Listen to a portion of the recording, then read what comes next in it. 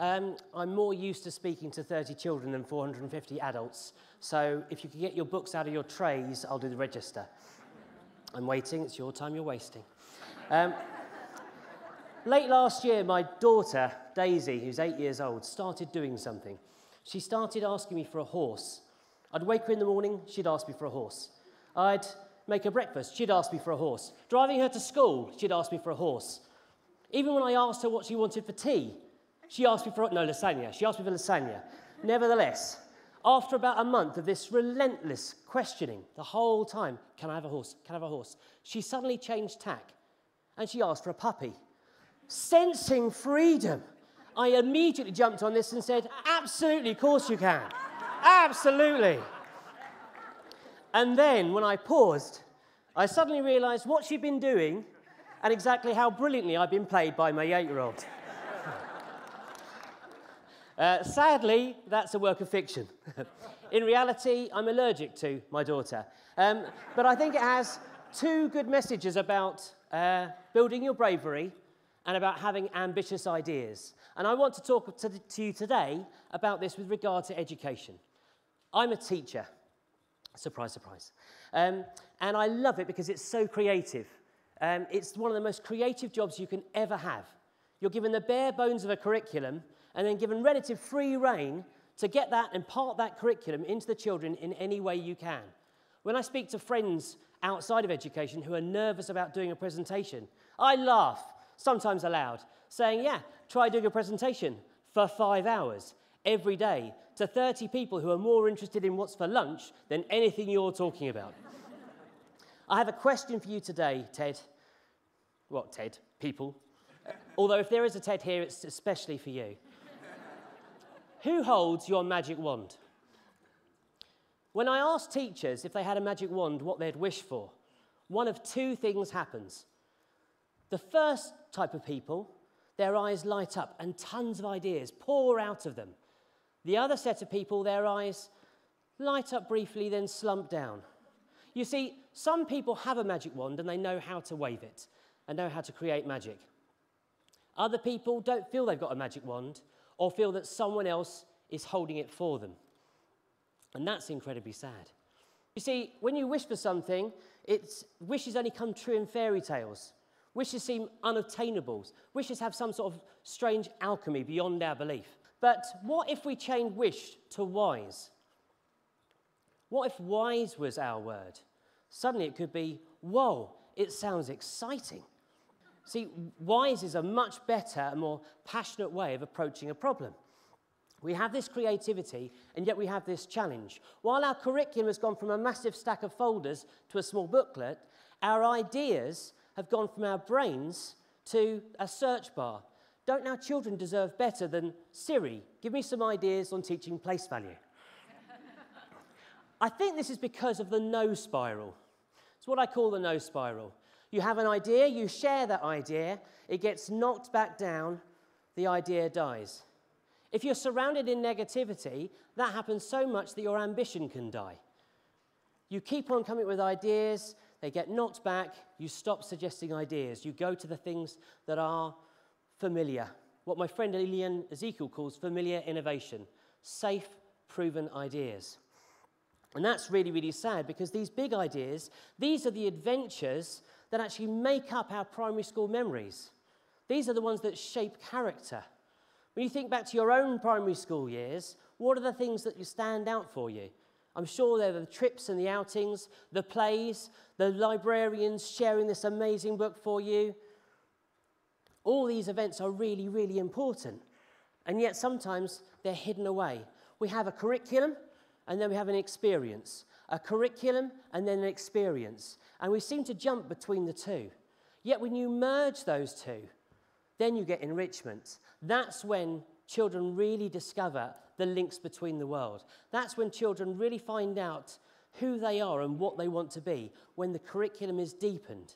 And this isn't just putting on a fancy outfit or anything like that. Really good enrichment is baked into the curriculum, not painted on.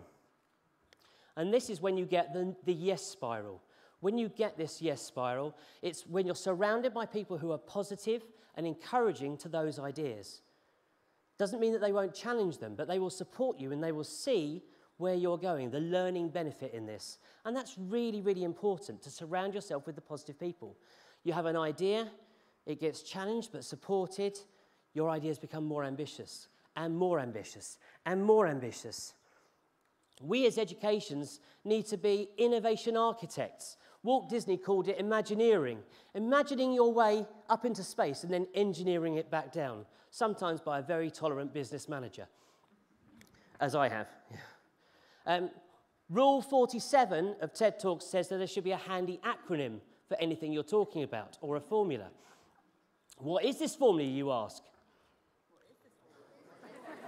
Right, we're all going to have to try much harder. What is this formula, you ask? Oh, clever. Okay. It's up on the screen. It's idea. Number 1, issue a press release. Amazon do this before they spend a single penny on any of their product launches. They write the press release that would go out to the online media. If it's not interesting enough to be picked up by the online media, they don't make the product. So do that for your ideas. Write the press release that you would send to your local newspaper. If it doesn't inspire them to publish it, then don't play with that idea. Build it up. D, demonstrate need. Or 2, we could have 2, let's go for 2. 2, demonstrate need. In 1992, far before when I was born, the Great Britain rowing team won the Olympic golds with a training mantra called, does it make the boat go faster? Everything they did in their training was about pushing that boat faster. If it didn't make the boat go faster, they didn't do it. You avocado-munching millennials might think of this as marginal gains. Do the same with your idea. If your idea won't improve learning, don't do it. Or change it so it does improve the learning. 3, shall we say? A backwards 3. E, engage your community. We call this a seatbelt moment at my school. Those of you who are parents, you'll remember this experience when your child's in the back of the car after an amazing day, probably dressed as a Tudor, and they're straining at the seatbelt, wanting to tell you about that day.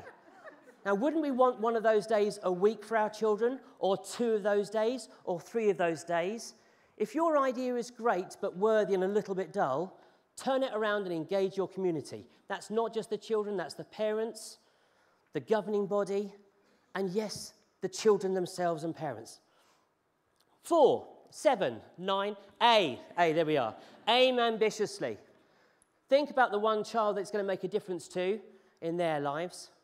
Then think about how it's going to make a difference to the class. Then think bigger. Could this roll out over the school? Could this roll out regionally, nationally, internationally? Go for the horse. Don't go for the dog, go for the horse, because you might get the dog, at the very least. I'm very, very lucky because I'm surrounded by very, very positive leadership, and you can't do any big ideas without having the support of friends and mentors, and strong, passionate leaders who are positive and challenge you and say, does this improve learning, will make amazing things happen. So here's some of the things that we did at my school together as a team in the last year. We put on a leadership conference for 8-year-olds with world-renowned speakers coming to talk. Like this, fewer people, but still, 8-year-olds. So we enjoyed ourselves and had an amazing packed lunch. We transformed a disused classroom into what we call a beach scene, the lighthouse, complete with deck chairs, beach huts, astroturf, disco lights, and a secret room. No, right, let's try again. And a secret room. Yeah. It's pretty good, eh? We were tired of off-the-peg residential, so we decided to put on a festival. This was complete with a silent disco, crime scene investigation workshops for 175 children. It worked out cheaper than the off-the-peg residentials that you get the catalogues for every single term. And lastly, in November, we planted a forest of trees. This is what it looks like in 50 years' time. There's a famous proverb that says the best time to plant a tree is 50 years ago, the next best time is tomorrow. We did it in November, and there's a massively long-running joke that in 50 years' time, when you go on Google Maps and look over the school, you'll see a forest with the word joy spelt out in trees. All of this is possible, and it's about building your bravery. And the secret to building your bravery is simple. It's courage on repeat for 10 seconds. So aim ambitiously. And don't forget, imagine, ask, plan, repeat. Thank you.